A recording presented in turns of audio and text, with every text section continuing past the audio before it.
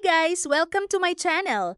In this video episode, tinoyo ako. Kaya niyaya ako ng asawa ko na kumain sa Orange Bucket dito sa Newport sa Pasay City. Kung titingnan niyo, maganda ang ambience ng place at maaliwalas.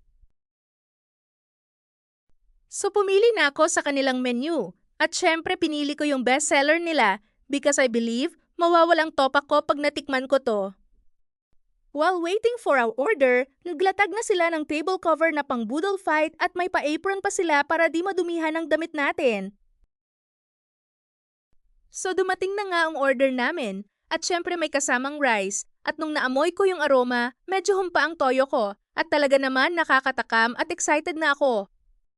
At ayan na nga, napawaw si baby nung binuhos na ni kuya ang timba na puno ng seafoods at lalong lumakas ang amoy ng masarap na aroma. Mainit-init at umuusok pa at di namin alam kung kaya naming ubusin ito. Pero dito pa lang talaga namang nawala na ang topak ko kaya success ang asawa ko na pahupain ang toyo ko. Ito nga palang in-order namin ay meron ng mga baby lobsters, malalaking crabs, hipon, scallops, tahong, mais at potato at ang pinili naming flavor is yung bestseller na Big Bang. So di ko na napigilan at tinikman ko na, kanin at yung sauce pa lang panalo na. What more pag yung mga seafoods na? So after namin dito, happy wife at happy life na naman ako. So follow and subscribe for more videos. Thanks for watching!